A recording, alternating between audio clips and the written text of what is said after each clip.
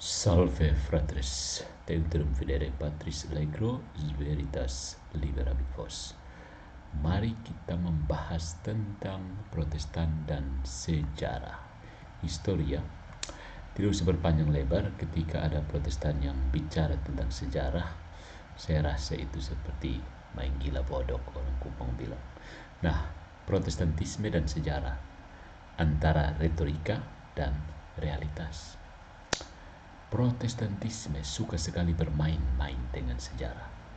Kadang mengaku sebagai pewaris iman mula-mula, kadang menyebut diri pembaruan, kadang juga menuduh Katolik menumpuk tambahan di atas Injil. Tetapi setiap kali argumen itu disentuh dengan ujian serius, runtuh berantakan. Mari kita telanjangi ilusi-ilusi itu satu persatu. Yang pertama, Katolik berpropaganda. Kami dari abad pertama, kamu dari abad ke-16. Apakah ini propaganda, saudara-saudariku? No, ini fakta kronologi paling sederhana. Gereja yang dipimpin para rasul dengan uskup, liturgi, dan konsili jelas bisa ditelusuri sejak abad pertama. Reformasi muncul abad ke-16 dengan Luther, Calvin, Zwingli. Ya, menyebut Protestan baru muncul abad ke-16 sama faktualnya dengan mengatakan Napoleon wafat 1821. Kalau ini propaganda, maka seluruh buku sejarah juga propaganda. Ya. Yang kedua, reformasi hanyalah pembaruan. Oke, klaim manis ini terdengar seperti iklan sabun, membersihkan kotoran tetapi tetap mempertahankan keaslian. Sayangnya kenyataan jauh berbeda. Luther menolak paus dan konsili. Calvin menafsir ulang Ekaristi. Zwingli mereduksi sakramen menjadi simbol kosong. Ketiganya siapa yang benar?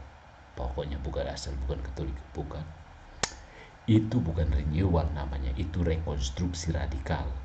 Kalau amputasi itu disebut pembaruan tubuh, maka iya, reformasi memang pembaruan dengan cara mengamputasi diri dari tubuh. Kemudian yang ketiga, ada klaim bahwa Bapak Gereja lebih dekat pada Protestan.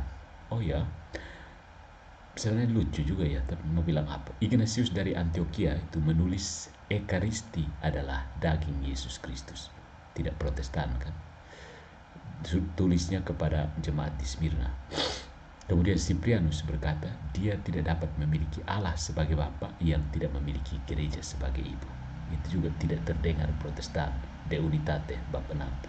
Nah, yang paling menohok adalah Agustinus, 430, menegaskan doa untuk arwah dan martabat Maria. Ya, Agustinus ini orang kudus favoritnya Protestan, tapi mereka sendiri tidak ikut. Dia sendiri tidak Protestan. Nah, apakah ini kedekatan dengan sola fide dan sola scriptura? Omong kosong. Sama jauhnya dengan menyebut Mozart itu pencipta musik rock, bukan? Kemudian yang keempat, Trente menciptakan 7 sakramen. Siapa yang bodoh begini? Ini permainan logika anak-anak. Benar, Bapak Gereja tidak menulis ada 7 sakramen dengan daftar lengkap. Tetapi benihnya jelas ada. Baptisan dalam Didache, Ekaristi, tulisan Ignatius, imamat menurut Hippolytus, pengurapan di Yakobus bab 5, perkawinan menurut Santo Agustinus, pengakuan dosa Cyprianus, penguatan Tertullianus. Ya.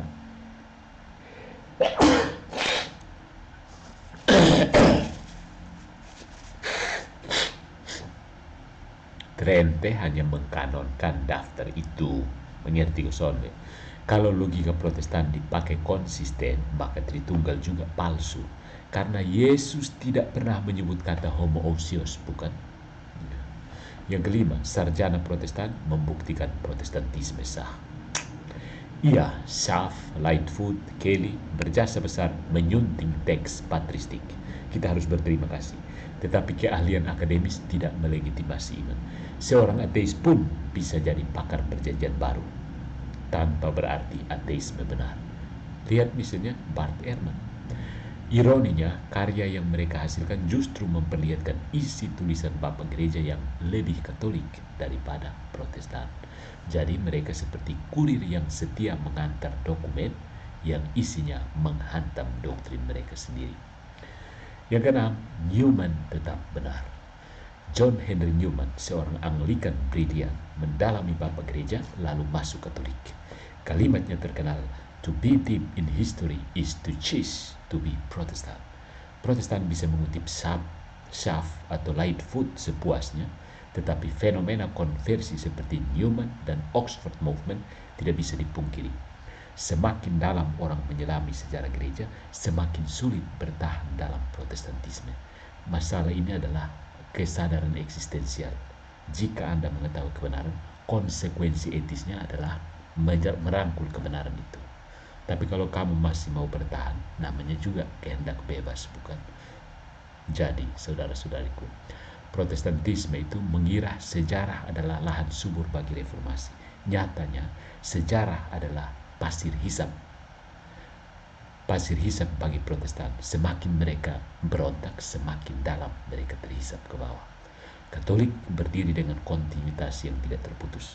Protestan lahir sebagai eksperimen abad ke-16.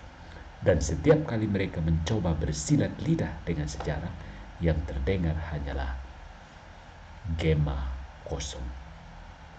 Seperti kata Agustinus, "Aku tidak akan percaya Injil jika bukan karena otoritas Gereja Katolik."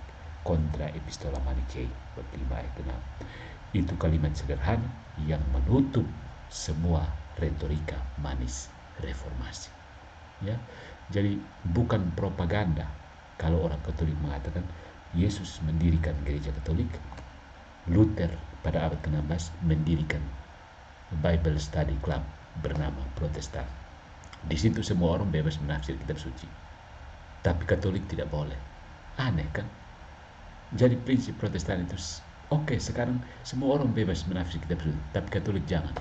Semua orang boleh jadi imam, tapi imam Katolik jangan. Semua orang boleh jadi paus, tapi paus Katolik jangan. Ini namanya apa? Iblis kah? Jadi begitu. Protestan berhenti kalau omong sejarah.